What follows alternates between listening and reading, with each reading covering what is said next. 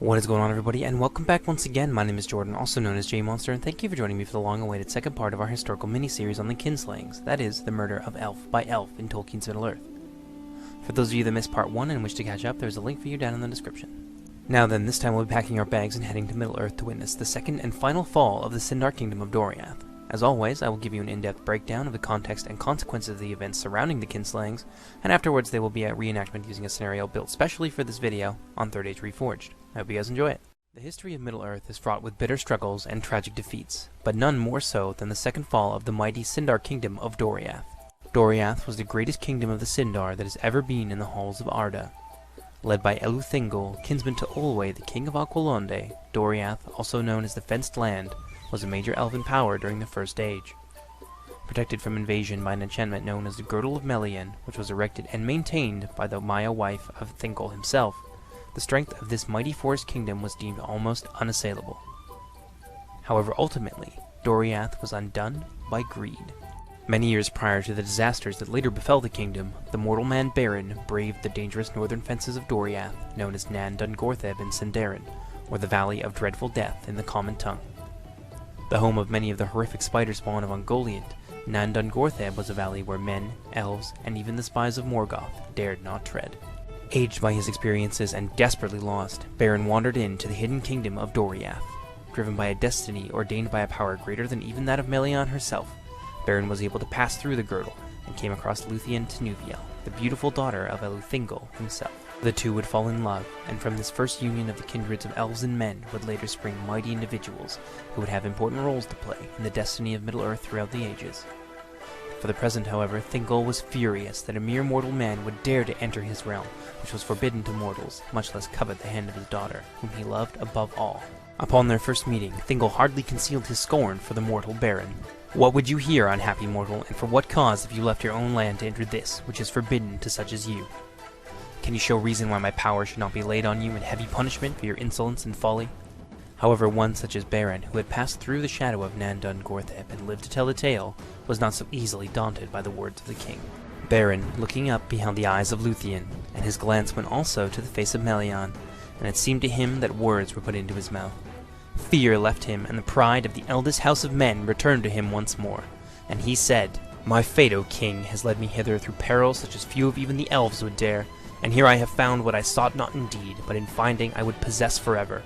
For it is above all gold and silver and beyond all jewels. Neither rock nor steel, nor the fires of Morgoth, nor all of the power of the elven kingdom shall keep from me the treasure that I desire. For Luthien, your daughter, is the fairest of all the children of the world." Luckily for Beren, before their meeting, Luthien had impressed upon her father to swear an oath that he would neither slay or imprison Beren, or Beren would have found himself swiftly slain by the wrath of Thingol for his proud words. You don't get to be the king of Doriath by being a fool, however, and Thingol quickly devised a plan in his head to see Beren dead and still keep his oath to his daughter. "See now, I too desire a treasure that is withheld.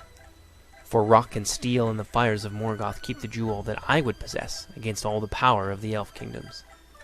Yet I hear you say that bonds such as these do not daunt you. Go your way, therefore. Bring to me in your hand a Silmaril from Morgoth's crown. And then, if she will, Luthien may set her hand in yours. Then you shall have my jewel, and though the fate of Arda lie within the Silmarils, yet you shall hold me generous."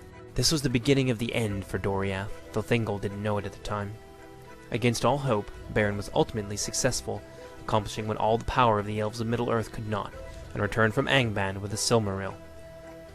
Years later, Thingol commissioned the dwarves of Noldor, whom he had long had dealings with, to set the Silmaril in the Noglamir, or the necklace of the dwarves, a beautiful necklace that was fashioned for Finrod Felagund, the lord of Nargothrond, by the dwarves of Ered Luin. The result was a marvelous meeting of dwarven craftsmanship and the most beautiful of gems from Aman. Upon completion, the dwarves looked upon their mighty work and desired it greatly. When Thingol realized their desires, he had them sent from Doriath, an event which led to his murder by the spurned dwarf craftsmen. The vengeful elves pursued the dwarves through Doriath and slaughtered them almost to a man. 2 escaped, however, and made it to Nogrod, where a great host of dwarves were roused to war. Back in Doriath, Melian, deprived of her age-long love, could find no more reason to stay in Middle-earth. Her spirit left her body and returned to Aman, where she was welcomed by the Valar. Deprived of the leadership of their king and the protection of Melian, the Elves of Doriath were no match for the vengeful dwarves. The captains of the Sindar were slain or scattered, and Doriath was viciously sacked, and its treasure, along with the Nauglamir, were taken and carted off towards the mountains.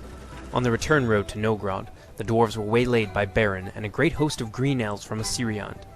The dwarven army was slaughtered at the Battle of Sarn Athrad, and Beren personally slew the Lord of Noldor and took back the Nauglamir from his possession.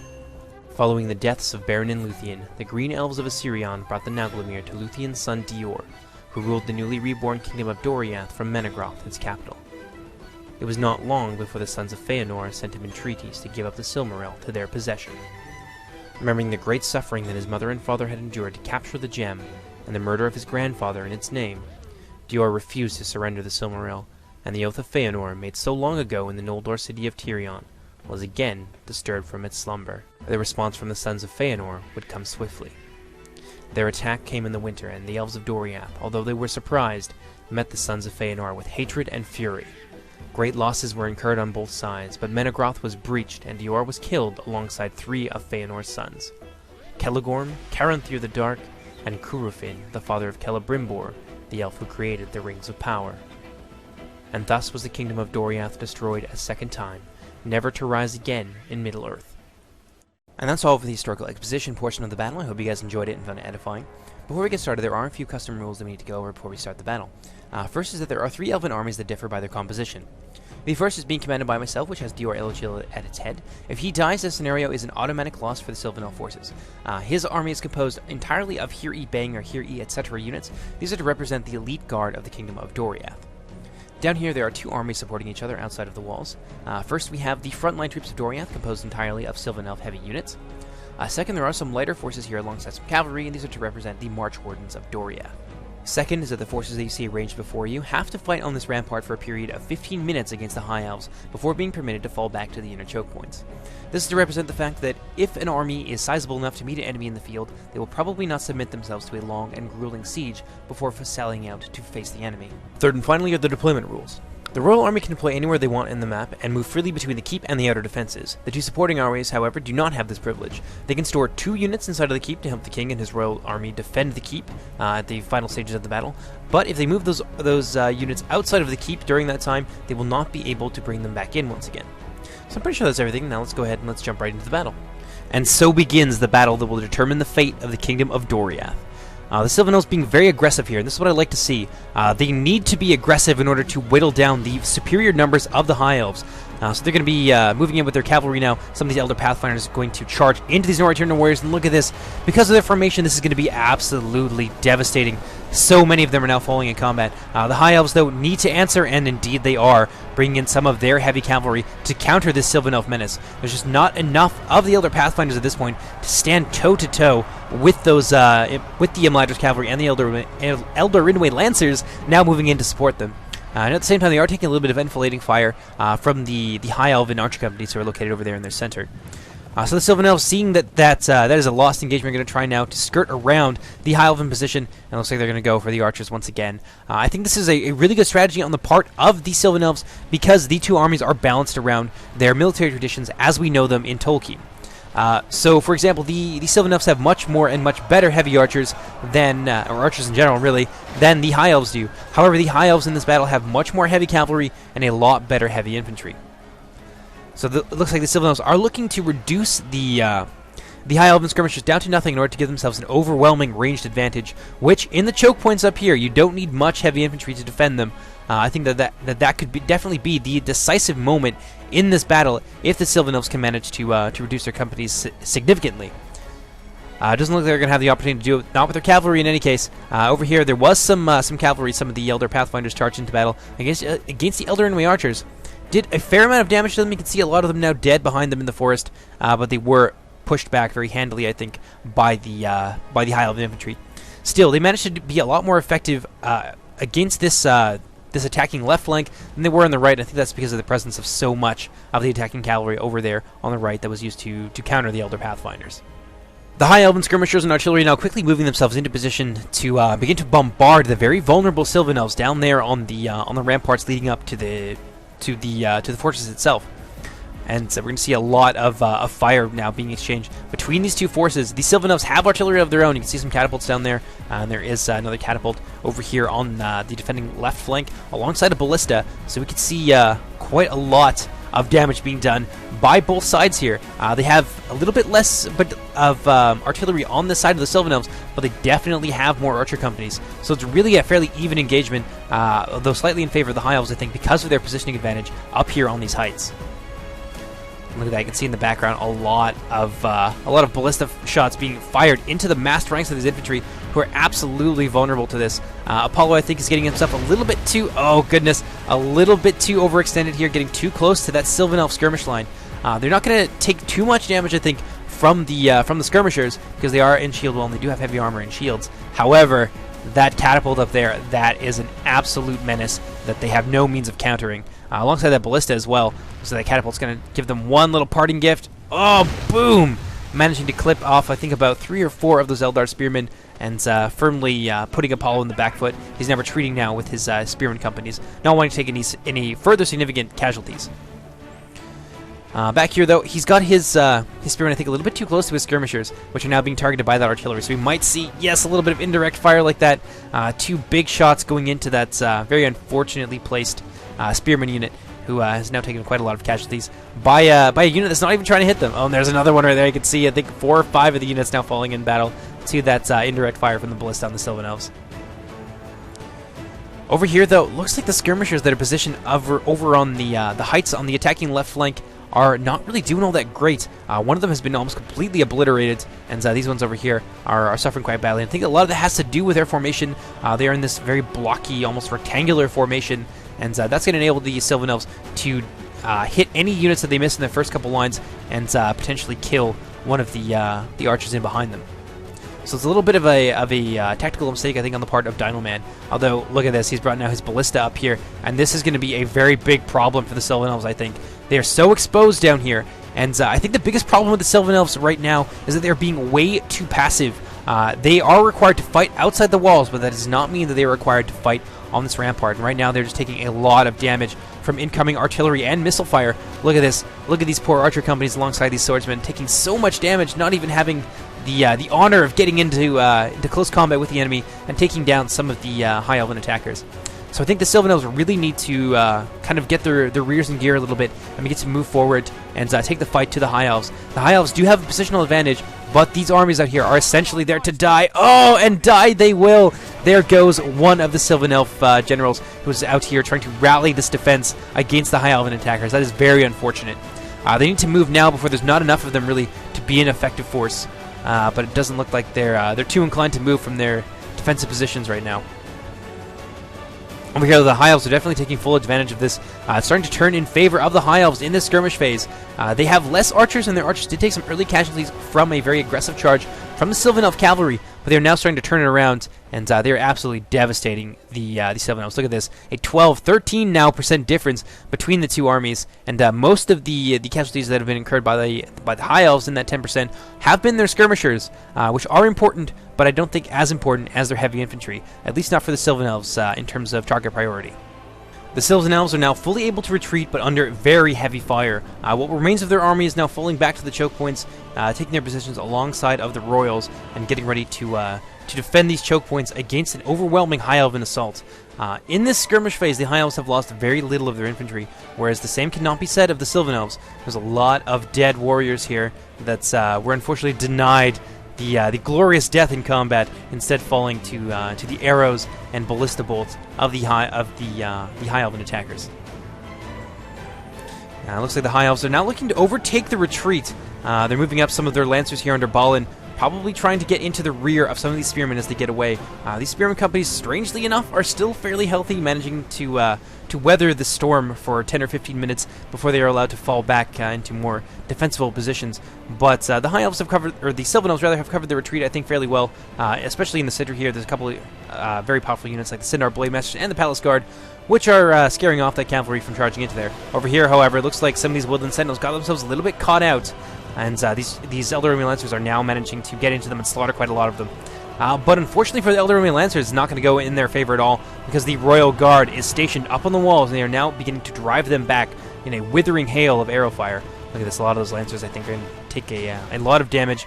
And as you can see, they're now beginning to fall due to some enfilading fire from the Royal Guard archers stationed up on the walls.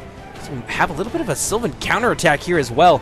These Sylvan Heavy Spearmen now charging downhill, trying to get into these Elder Enemy Lancers. Looks like there's another unit down here which they are now sallying forward to try and save. Hopefully the Sylvan Elves will pull these guys back, though, because this is not a fight that they can win out here, not against those cavalry. And I think with the menace of the Royal Guard archers up on the walls, that's going to keep the High Elven cavalry at bay for quite some time. Oh wow, the Royal Guard were even managing to hit them as far as here. This poor, unfortunate Imladris Lancer, one of the last to fall in battle before his company manages to get out of range of the walls. Let's get a little bit of an insane suicide mission here from 3 of these units of Woodland Wardens trying to take down some of the High Elven warriors. But really, it's not going very well for them. There's another unit over here, a few small bands of Sylvan Elf guerrillas still contesting the passage of the High Elven army up the hill here and into the hidden kingdom of Doriath. Still quite a lot of High Elves left. This is a very intimidating force. Look at this. Just look at the vastness of the High Elven armies. You will not see an Elven army this numerous and this powerful in many battles, I guarantee you. Looks like the High Elves are now moving themselves into position for a general charge. I think it won't be long now before we see the bulk of the High Elven infantry move forward and start to storm the Sylvan Elf positions. But look at this. These Sylvan Elves are not unprepared. There's some very powerful units here. Some of the Royal Guard, in fact, have come out from the caves, hearing about how badly their brothers have suffered down there in that canyon, and they're looking now to fill in the gap. And indeed they will, because the Royal Guard are not to be underestimated. Despite their low numbers, they are an extremely powerful unit, both at range and in melee combat.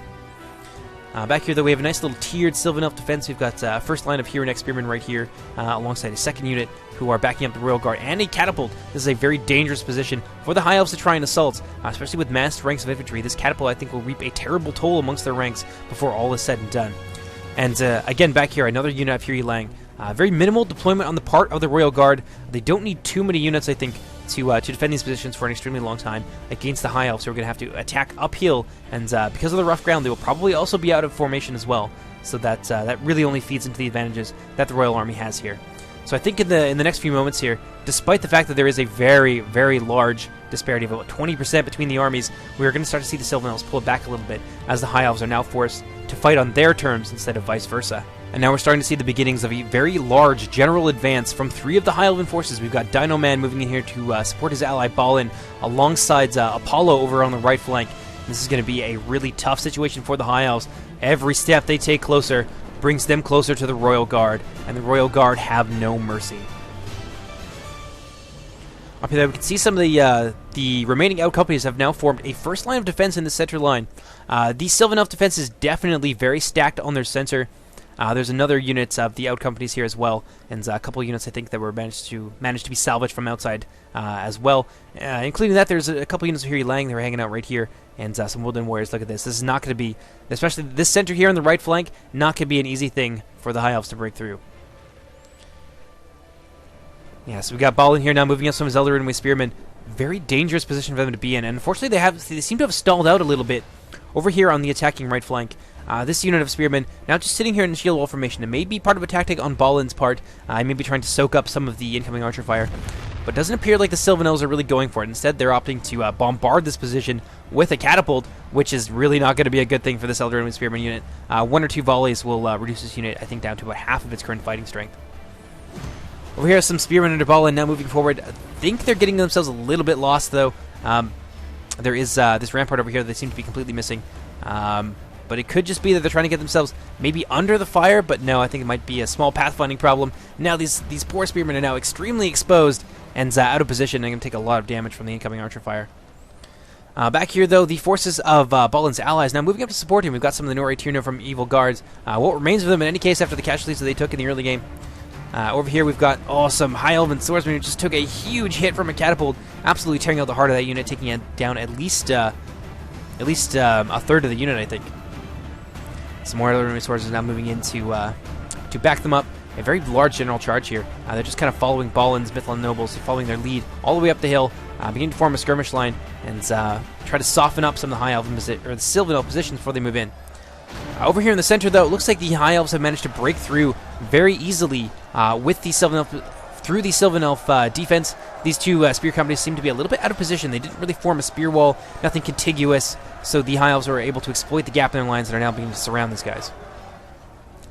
Back here, though, it seems that the Royal Guard are content to just kind of sit here and let the front line kind of soak up as much of the damage and the fatigue, which is, I think, most important, as possible, keeping themselves fresh and ready for combat. They really want to draw the attackers into this choke point, because then they can just put some archers up here on this battlement and up in this ramp, and they can turn this into a devastating killing zone for the attackers.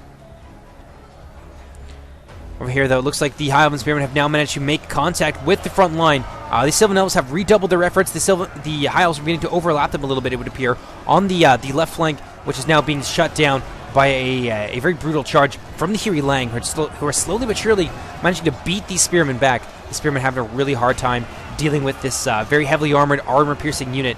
Not a good fight for these poor Eldarinway Spearmen. Looks like help is on the way, though, in the form of some of the Eldarinway swordsmen from Balin, looking to move in there and exploit this very small gap on the Sylvan Elf left flank. I think that's a really nice strategic move on the part of Balin. He needs to get in there, and he needs to try and turn the positioning of the Sylvan Elves in favor of his army, because right now he's just being contained by only a few units, and they are slowly but surely managing to shut down his offensive. Yeah, over here, basically on every part of the line, the Mithlond nobles and the spearmen and those other swordsmen on the left are just not able to break through. Except for this small guerrilla force. Look at this. They've managed to kind of break their way through here, about 42 units under Apollo. Have managed to break their way through the lines, but there's not really a whole lot they can do. The Sylvan Royal Army was on top of it, and they are now bringing in some of their heavy infantry, their heavy armor-piercing infantry, I should say, to shut down this unit of spearmen, who's now extremely isolated behind enemy lines. Over here in the center, slowly but surely they are managing to break their way through what remains of the Sylvan Elf heavy spearmen, but they have paid a cost for it. They have lost a little bit of fatigue over here. These units are now tired, trying to break their way through the Sylvan Elf first line. Over here, though, nothing has really happened, although they managed to pull quite a lot of their out companies. A surprising amount of Sylvan Forest Wardens and Sylvan Heavy Spearmen have managed to form themselves up here, and this is a huge hill advantage. They're going to be able to hold here for an extremely long time, barring some intervention from the artillery on the other side, which it looks like we are seeing right now. You can see some catapult shots now whizzing overhead, not bothering with the fiery ammunition. They just want to get volume of fire into this very compact Sylvan Elf position, which I think is a really good strategy on the part of those high up. Over here on the defending left flank, you can see some enfilading fire going in to what remains of Balin's infantry force. You can see that they have now been almost completely shattered by the tenacious Sylvan Elf defenders, who are just driving them back with sword and axe, and really putting the hurt on this high elven offensive. Balin has taken quite a lot of damage here in this attack. Unfortunately, he's not being backed up by his allies, who have a lot of troops now down in this valley, but they don't seem too inclined to move them very quickly up there to support the small bridgehead that Balin has created for them. Instead, they are down here in the valley, which I think makes them very vulnerable to that Sylvan Elf catapult up there. Still a danger, still hunting around for targets, and it looks like they have found some. They're going to start to, I think, begin to pour volleys into the massed ranks of those high elf infantry, and now the cavalry is in there as well. They need to hurry and get out of there, or something very bad, I think, is going to happen to them. Oh, let's see if they manage to get him. No, we have a miss there. Oh, a nice hit there, taking down a lot of that infantry, but unfortunately they managed to miss the cavalry, so the Sylvan Elves are not going to be able to deal with this very, very large and very high mass force, which is now careening its way towards their left flank. I think the strategy here by Evil Guards, and I think Apollo has some cavalry in there as well, alongside Dino Man.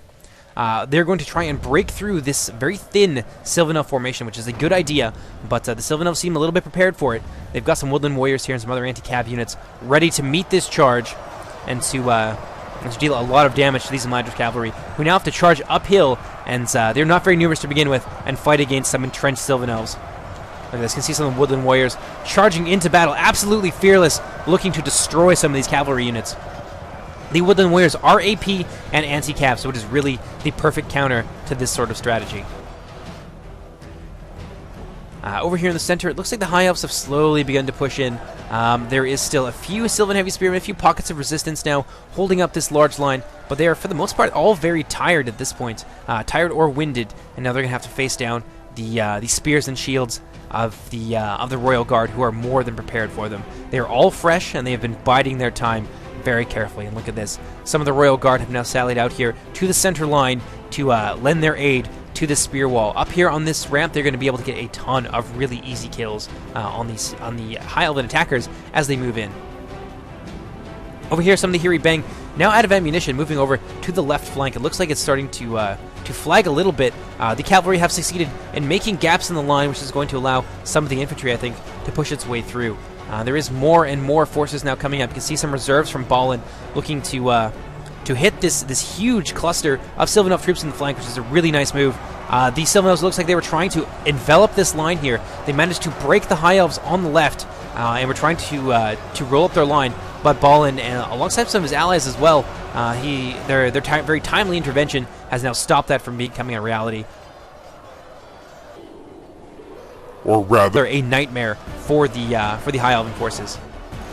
The High Elves now are moving out. Oh, look at this! Some of the Phallus Lords. This is exactly where they are needed. A very nice deployment here of these important units on the part of Evil Guard. They're going to help the High Elves really push through this huge block. These Elder Enemy Swordsmen charging uphill were no match for this combined arms approach on the part of the Sylvan Elves right here. Some Blades Masters, some Hiri Lang, and some Swordsmen all in there supporting each other. They really need the support of the Phallus Lords, so they're exactly where they need to be right now. Over here, though, it would appear that victory is now certain. Some of the cavalry has managed to break through on this Sylvan left flank and are beginning to crush the line. There's still a lot of Sylvan Elf forces here, but they're slowly being ground down by a very nice pincer attack here on the part of the High Elves. In the back, though, there is a couple units of Hiri Bang, which you saw earlier, who are moving in to support these guys, and they're now in combat against Mythla Nobles and beginning to win. And I think that has to do, yes, look at this, some of the Royal Guard has fallen back to this hilltop position, and they're able to just rain death and destruction now down upon these High Elven attackers, who really don't have an answer to it. Over in the center, the attackers are attacking now with renewed vigor. There's a couple units of Mlandris Guards who have moved in to assist the front lines of the Spearmen. I'm not sure, though, this is going to be enough. The defenders are very heavily concentrated down here in the center, and there's quite a lot of reserves yet to be committed to the fight. See a couple units now of Hiri Lang. Once these guys are committed to the battle, I think that the High Elven advance here in the center is going to get shut down very quickly. Over here on the defending right flank, though, look at this. A huge fight now beginning to materialize between what remains of the Out Companies and a huge push by the High Elven attackers. It looks like the Sylvan Elves have a bit of a secret weapon. Look at this. What remains of this catapult winding up, getting ready to fire into this very condensed, packed blob of High Elven soldiers. If this goes the way the Sylvan Elves want it to, that could be an absolute nightmare for the High Elves. This entire offensive here on the defending right flank could fall apart very quickly in the space of a few catapult volleys. Let's go over here and see how the Sylvan Elves are managing to fare on their left flank. Looks like they've managed to pull it back from the brink a little bit. A little bit of support coming in from the Woodland Sentinels of Donald Slayer. That's some of the Out Companies that are, I'm sure, very hungry for revenge against these High Elves who slaughtered them and their brothers out there in the canyon. Down here, the Phallus Lords, the deployment of these Phallus Lords alongside now some Smiths of Eregin. This is a very deadly 1-2 combination. They're now beginning to slowly destroy what remains of the Sylvan Elf heavy infantry. These Hirinek and the Blade Masters have fought very hard for a very long time and have done a really nice job, I think, at holding down the attacking High Elves. But without any reinforcements here, they are going to fall apart, and it's just not going to be enough of the Sylvan Elves, I think, to hold down this left flank for any significant period of time.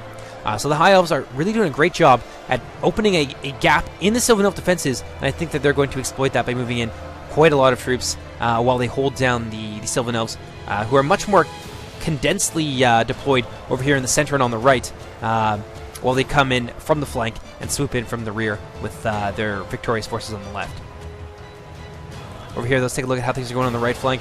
Looks like, oh, we can see some devastating catapult volleys went off here, and the High Elves now looking very thin on the ground, getting to actually be driven back now by the defenders. The defenders are on the offensive on the right foot, as it were, taking down the High Elves and doing a lot of damage to this offensive here. And I think that's going to really be very devastating for the High Elves. As you can see here, the Sylvan Elves are really beginning to pull it back.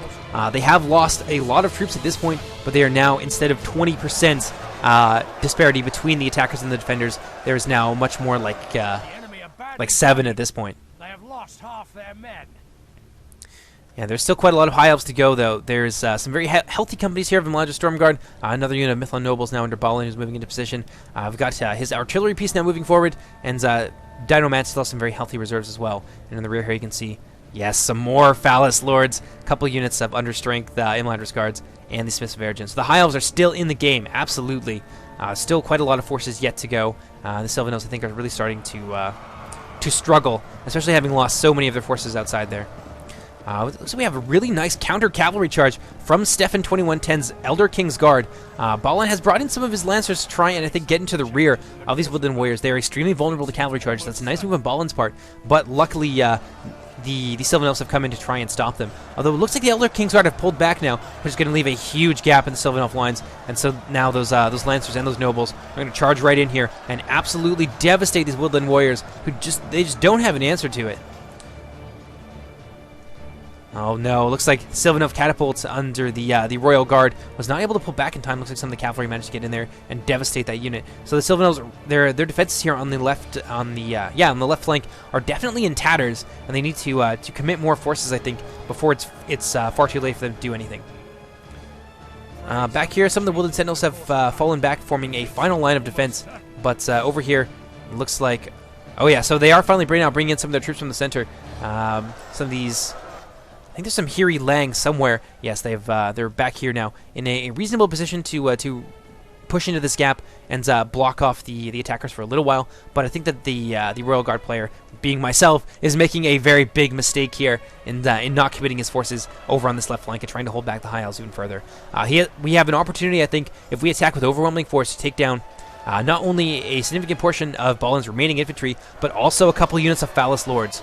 We have them in a very vulnerable position here alongside some Smiths of Ergen, and we're just not taking advantage of it. I think that is a big mistake. And indeed it is. The High Elves have now overrun the defenses on the left-hand side, and the Sylvan Elves are really powerless to stop them from moving in more of their very powerful heavy infantry. I've got a unit of Woodland Sentinels here fighting against some Smiths of Ergen, and not doing terrible against them. They have managed to take down a few of them, but this is not a fight that they're going to win. In the back lines here you can see we still have some Woodland Warriors. There is still some hope for the Sylvan Elves on the left-hand side, but I think that there's also a cavalry engagement going on around here as well. You can see some of the Elder Lancers. I believe they're fighting against the Elder Royal Guard, but got themselves very isolated and almost destroyed. There's now only about 6 of them left, which is very unfortunate for Balin, who I think has almost none of his cavalry left at this point. Luckily for the High Elves, though, there is another unit of Imlandris cavalry in the area, and looks like they're trying to suss out any other ambushes. I think they're looking for the Elder King's Guard, who might be over here on the other side of this hill. Let's take a quick look. Oh no, yes, they are indeed somewhere out in the forest, and they just assassinated one of the sons of Feanor, who has now fallen in combat to the Elder King's Guard. So the score is now 1 general down to 1 general down on each side. This Woodland Warrior is now moving over the crest of this hill, potentially looking to hunt down some of these cavalry, but this is just an absolute disaster for the Sylvan Elf forces. The High Elves are now free to move in what remains of their cavalry units, and they're gonna start to bring them into the back of this formation in the center, which is really starting to thin out. The constant fighting has begun to take its toll on the defenders. They are victorious, and a lot of High Elves have fallen in the center choke point, but they have fared no better themselves. And look at this back here. Those Imlandris Lancers now managed to hunt down that unit of Royal Guard. There is some Hero Neck coming in to try and support them, but the damage is far, far too extreme for these poor Sylvan Elves. They were not able to get in there in time in order to support the Elder King's Guard, who is now reduced down to a mere 6, and it looks like they were still up to about 18 or 20 just a few moments ago. So really, really unfortunate, but there is some hope here. Look at this. Big charge coming in from the Woodland Warriors, possibly into the flank of that Imlandris Calf. They don't get out of there quick enough. They may be able to catch some of these guys, though. Oh no, a big charge now coming into the rear of them from these 2 units of Imlandris Calf. Hopefully these Royal Guard can get over here in time, but it doesn't look like they're going to be able to. They're being held up by a unit of Elder and my Nobles. So these Imlandris Calf now have these Woodland Warriors surrounded, but because they are anti-cavalry and AP, they are going to be able to fight their way out of that ambush and claim the lives of many of the Noldor cavalrymen. This is a bit of a massacre here. It was a nice move on the part of the Imlandris cavalry, but unfortunately these Woodland Warriors managed to turn it around, and they are now slaughtering these guys. All these poor Eldarinway nobles now taking a rear charge from the Elder King's Guard. Very unfortunate for what remains of the High Elven Cavalry, which is now very thin on the ground. They've lost a significant portion of it, I think, pushing through here to silence this catapult and to break the left-hand defense. So now they are almost completely denuded of their cav, which is one of their biggest assets in this battle. Woodland Warriors now being very aggressive, punishing these Elder Cavalry for getting far too close to managing to take down a couple of them. Really nice aggressive play on the part of the Sylvan Elves. Over here, though, looks like the High Elves have formed up a defensive line. And I don't think the Sylvan Elves are going to get too much further than this. 2 units of Phallus Lords here, backed up by some Mithlond nobles, and what remains of the Submissive Ergen, not an easy force to break through. And in behind them, really nice positioning here. The Archers of Apollo the Great have fallen back behind the Warriors of Balin and Evil Guard. Nice teamwork here on the part of the High Elven players. Balin now moving his Ballista into position. I think that's a really good idea. There is a defense now forming up by the Sylvan Elves over here out front of the gates of Menegroth, not wanting to let the High Elven attackers sully their sacred halls with their footsteps, but unfortunately they are extremely exposed out here. And I think what they need to do right now is be very aggressive and push against the High Elves while they are still in disarray and still trying to push through what remains of these 2 choke points. Although, from the looks of things, it looks like they have broken through. What remains of the Hiranek companies now falling back across the plain, trying to rejoin the defenders, possibly to get into the keep and set up a final line of defense about their lord and sovereign Dior Eluchil. They're being chased, though, by these Imladra Stormguard, who I think are a little bit overextended. The Sylvan Elves could definitely punish this. Look at this. If they were to turn around right now and hold these guys down with those Hiranek, they have an opportunity, I think, to destroy very easily a unit of the extremely powerful High Elven infantry. The High Elves, though, under Apollo the Great, realize the mistake that they've made in getting too close to that Sylvan Elf formation that outnumbers them so heavily. They're now going to begin to fall back across the plains over towards their brothers and begin to set up a defensive position around this center choke point. Over here, I'm not too sure what these Elder Cavalry are doing. There might be some units now hiding in the woods. I think indeed there are. Look at this. These Woodland Warriors were hiding themselves now in the forest here, waging a guerrilla war against the High Elven Cavalry. The High Elven Cavalry now undoubtedly sees them as now trying to get away. Some of the Phallus Lords moving forward. That is going to provide a serious menace for those Woodland Warriors. They're going to have to be really careful not to get too close to those Phallus Lords, otherwise they will find themselves skewered on the ends of those very wicked lances that they have. High Elf Cavalry under Dino Man looking like they want a piece of these Woodland Warriors. And I don't blame them. These Woodland Warriors have caused them no end of trouble. But both sides seem to be delaying the engagement. Yeah, the Imladra's Cavalry want to take position up there on this hill so they can get a nice downhill charge into the Woodland Warriors. But the Woodland Warriors aren't going to let them have it that easily. Oh my goodness, what remains of the Elder King's Guard now coming in, trying to flank those Imladra's Cavalry. This could very quickly turn into a complete slaughter for the High Elven Cav, who are now rushing in to engage. So that one unit of 9 Imladra's Cavalry trying to get out of there, trying to delay that engagement for as long as possible, and the rest of them now rushing over there to try and join them. But the Elder King's Guard is still in the area, still lurking around looking for an easy target. And it looks like they might have found one. The Elder King's Guard, what remains of them, 5 units left, charging into the Eldarinway Archers of Apollo the Great, looking to reduce the skirmisher, or increase rather the skirmisher disparity between the 2 forces even further. This is a really nice opportunistic attack here against the Eldarinway Archers. Unfortunately, he's going to pull them out and now try and get into these unit of 13 Archers, which I think is a little bit of a mistake. He could have done way more damage to a much healthier unit here of 50, and now he might just pay the price for it. These guys are going to be able to knock some arrows and fire them into the cavalry, which is going to pay dividends for the High Elven Archers, firing now into the rear. A bunch of those Elder King's Guard now going down. A little bit too indecisive there, I think, on the part of the Sylvan Elves. Moving on over here, let's take a look at what's going on here on this right flank.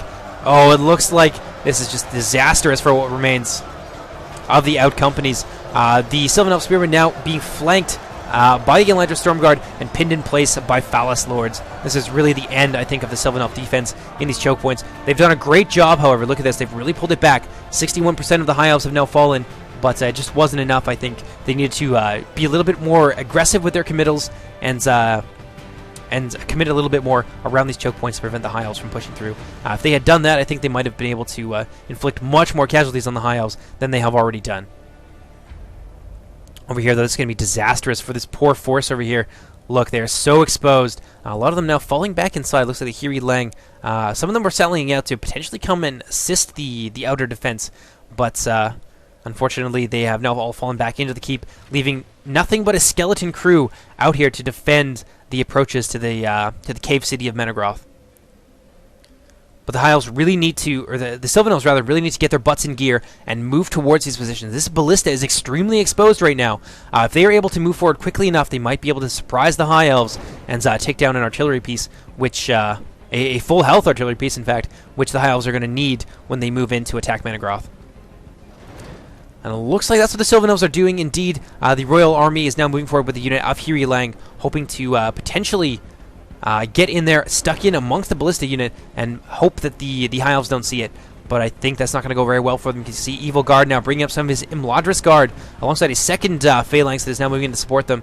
And I think, indeed, there are some Phallus Lords in the area as well. So this small force of swordsmen could find themselves attacked on 3 different sides. Oh, goodness, look at this. Did they just shoot one of... Oh, they did. That last shot there now skewered one of Balin's own Mithlond nobles, who are moving in to try and protect his ballista. The High Elven swordsman not going to take that engagement, though. Going to try and get in here on this exposed flank. Maybe get in amongst the ballista crew. But Balin now sees the danger. Is going to begin to move back his ballista men. Hopefully trying to get as many of them out of there as possible so he does not lose a very important a unit.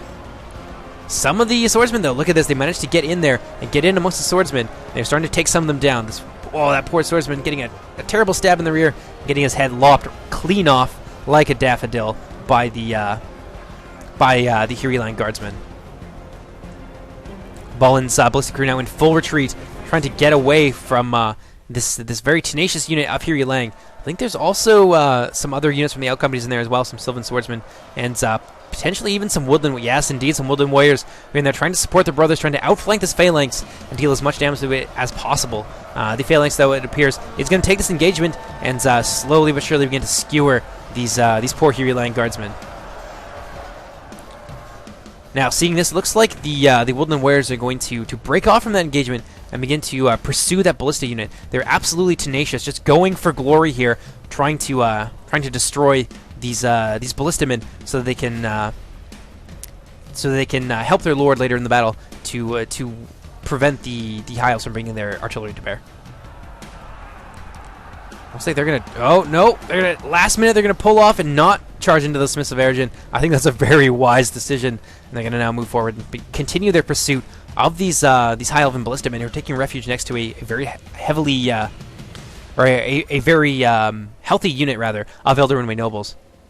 I don't think that Apollo the Great sees what is going on, though, because it looks like he's not taking the opportunity now to charge the Woodland Warriors. One charge from that cavalry unit will be enough to devastate them, but it looks like, and indeed they are, they're going to be able to get in there amongst those ballista men and deal a lot of damage to it. Look at that, 4 or 5 of those High Elven ballista crewmen going down in the initial charge there against these Woodland Warriors, who haven't taken a single casualty in return.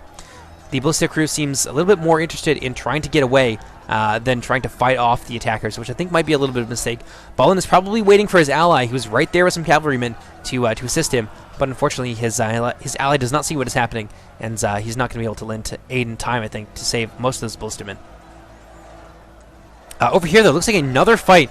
A unit of, yes, Elder Palace Guard here, making a stand on this hill against Phallus Lords, against Imladris Guardsmen. I think there's some Storm Guard in there as well. The mighty Palace Guard, I don't think, are really up to the task of fighting this many elite units at once, however. And that's going to go very, very poorly, I think, for this Palace Guard unit, who would be better served being on the inside of the keep, where they can form up in a choke point and really be a much more effective fighting force than I think that they are right now. They're starting to fall back a little bit, and that's going to allow the High Elven player to move up and take advantage of the gaps in their lines and start to surround the Elder Guardsmen. So this is a very unfortunate, almost a waste, I would say, yeah, of a very expensive, very powerful infantry unit. Let's see what we got going on over here. Looks like, oh wow, more of the Sylvan Elves now pouring in. I don't know where these 16 Hiri-Lang Guardsmen came from, but they are hungry for blood, and it looks like they might be going for the ballista crew, and indeed, I bet you that they are. I think, yes, the ballista crew turned around, and they did manage to beat back the Woodland Warriors, who took some pretty heavy casualties, and the rest of them began to rout. But these Hiri-Lang, absolutely relentless, and going for glory here. But this time around, Apollo sees what is happening, and he's going to move in to support his ally. If he didn't, however, this could be the end of that ballista crew. And now this poor unit of Hiri-Lang is extremely exposed and very, very surrounded. They're being shot now by archers, and they're going to get charged by some cavalry. This is so unfortunate for these guardsmen. They had a good plan, but unfortunately they weren't able to execute it. The defense of the approaches to Morgoth is almost lost. However, there is, look at this, one very healthy unit of woodland warriors. I think this is a full-strength unit, in fact, who are now moving into the forest, possibly to take up an ambush position and get some easy kills on maybe some of the High Elven cavalry, maybe even the ballistic crew, which I think is hanging out right over there, and that appears to be what they're going for. They smell blood, and they want it. They absolutely have to have it.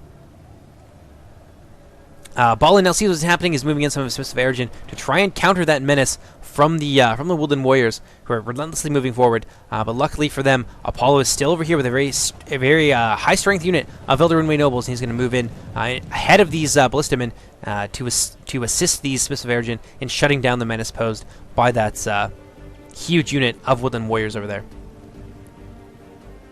But yeah, over here, there's really no Sylvan Elf resistance left. The outer defense has been completely and utterly shattered, and now the High Elves are just trying to mop up. Oh, look at this! A huge charge going into those woodland warriors.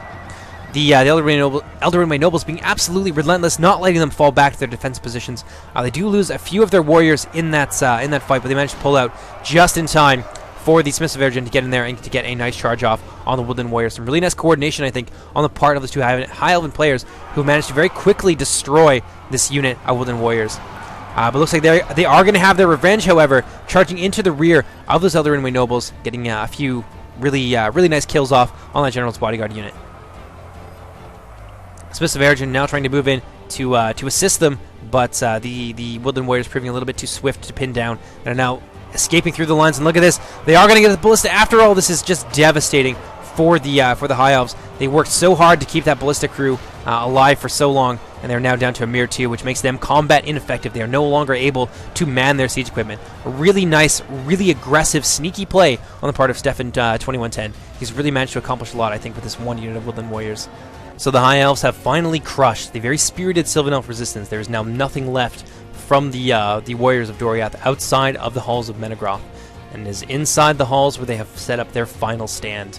And it is fairly formidable. There is some palace guard here on the front line, backed up by some blade masters, and we've got a couple of catapults as well, one from Stefan and one from the Royal Army, myself, on the other side. And there's also some Sindar archers who are now out of ammunition, some Sylvan heavy archers who have somehow managed to survive every phase of this battle, from the skirmish to the melee on the ramparts, and now to the inside of the siege of the keep. This is going to be, I think, a tough nut for the High Elves to crack. There's some very powerful units here, and they're not going to be able to break through this very easily.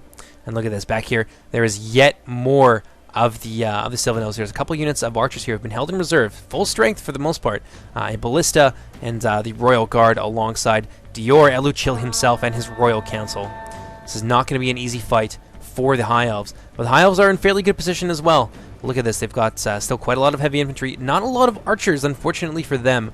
I don't think they have any artillery either, which is going to be a bit of a problem for them. Oh no, that's not true at all. They have a couple units of artillery, in fact. They've got a catapult here and a ballista under Apollo the Great, who managed to come through this battle with his artillery intact, which is, I think, going to prove to be very decisive for the High Elves. They've also still got a couple units of Phallus Lords. There's one here, and I believe 2 as well on the front lines. That's going to be, or no, I take it back. There's 3. There is, in fact, 3 Phallus Lords here, so 4 in total, and that is not going to be an easy thing for the Sylvan Elves to defend against. Let's see the first wave here of the final battle now moving into position. These Imladra Stormguard trying to get in there and begin to open up a front against the High Elves, or the Sylvan Elves rather. And it looks like they've got some forces already in there, but they are already beginning to rout. This is very devastating for them. The Sylvan Elves, it would appear, have just surged forward and are trying to surround this blob here and prevent the High Elves from gaining a serious foothold.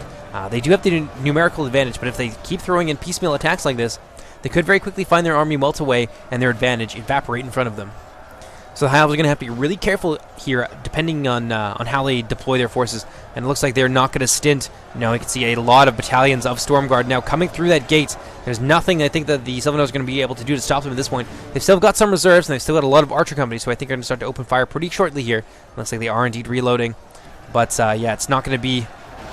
I don't think it's going to be enough. There doesn't seem to be enough of the Sylvan Elves left at this point to hold back this massive storm of High Elves. And the High Elves are now trying to whittle down the Sylvan Elf defenses with their throwaway infantry.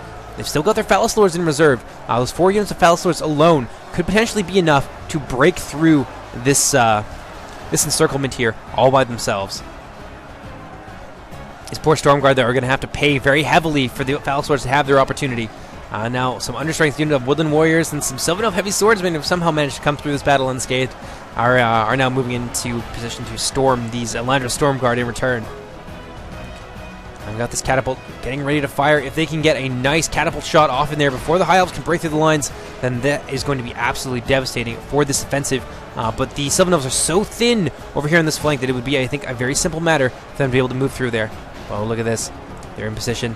Perhaps they're going to have the opportunity. And they are not. They're going to get shut. Oh, yes, they are going to get shut down last second. But there is some flanking fire here coming in from the other catapult, which is going to claim the lives of many of these Imladris warriors. Still, the Phallus Lords now on the front line fighting against what would appear to be the Palace Guard and the Sylvan Blade Masters. Slowly but surely managing to muscle their way through here. Those Phallus Lords have a huge unit mass and a lot of defense. I think that was one of the Sons of Feanor, and one of the Sons of Feanor are now falling in combat inside of the halls of Menegroth, just like what happened in the battle. That catapult really doing a lot of work. Now down to, I think, about 7 in the unit, but it seems that some of the Imladra Stormguard have managed to break through and are now storming that position, forcing the catapult crew now to retreat from their siege weapons, giving the High Elves the time that they need to continue to push through here. I think we're suffering yet again from another problem that the Sylvan Elves have been facing this entire time, is that they need to commit more. They undercommitted here at the gate at this choke point. This is going to be their last hope, really, of holding back the High Elves. And they do have some reserves back here. They could be moving in some of these archer companies, potentially these Hiri Bang as well, to move in there and help the frontline troops surround them. The Hiri Bang are no slouches in close combat, so they could do, I think, a lot of work when supporting the rest of the line. But it's a little bit too late now. The Phallus Lords have now officially broken through. The Elder Palace Guard now down to about 21. That's about a third of the unit, I think, has now perished in combat. Cinder Blade Masters are apparently in a losing fight here, not really able to stop these Phallus Lords.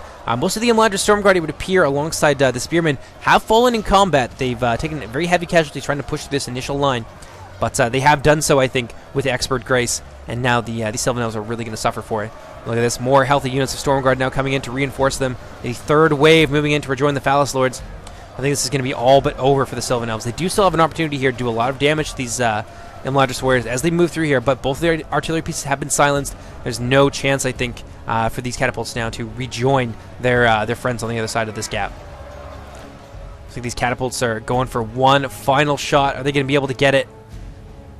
See if they manage to claim the lives of any of these Phallus Lords. That would be a huge win. Oh, nope. They just managed to kill a few of the Elder Enemy Archers, and I think one of the Stormguard. That's very unfortunate. Now they're not going to have an opportunity now. The Phallus Lords rounding on them, coming in to silence this unit once and for all. And that's going to be it, I think, that we're going to see from the catapults. We've lost half of our men. There is still a ballista unit, although it would appear, yes, unfortunately, it bugged a little bit. So now it is unable to do anything important. It's now just pushing itself down a hill. Very unfortunate for the Sylvan Elf players, but hey, it happens sometimes, especially in these custom settlements.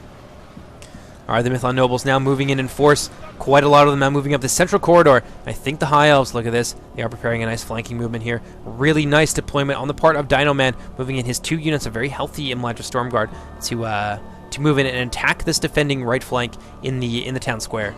This is going to be it for the defenders. If they can stop them here, then they will have won the battle. But there is still some bad news to come, I think. As you recall, there is still some siege weapons out here for the attackers, and I think they've begun to move one of them in. There's a ballista, I believe, crossing the bridge right now. Yes, there it is. Apollo the Great's ballista now moving into position, and that, I think, is going to be game for the defenders. They cannot hold up here in this very open area with ballistas and catapults now that are going to begin to fire into their positions. Over here, these Mython Nobles suffering what would appear to be a very crushing defeat at the hands of these 2 units of Hiri Bang, who are holding their own very nicely. This could be, I think, a really big deal. If they can break through these Mython Nobles quickly enough, they will be able to get in there and potentially push through the High Elven advance and get to the catapults. Over here, the Imladra Stormguard now charging into battle against the Royal Guard. The Royal Guard are no slouches. The 2-handed axes give them a nice AP bonus, and they're going to use that, I think, to very handily carve through the Stormguard. And indeed, that is what they are in the process of doing. Over here, more and more Phallus Lords have moved in to consolidate this position. They're holding back these Phallus Lords, I think, very wisely. It does expose them to a lot of arrow fire, but it does give them a very hard position to fall back to if something unexpected happens. This ballista is now moving forward, and I think we're going to start to see some very devastating fire come in from the part of the High Elves.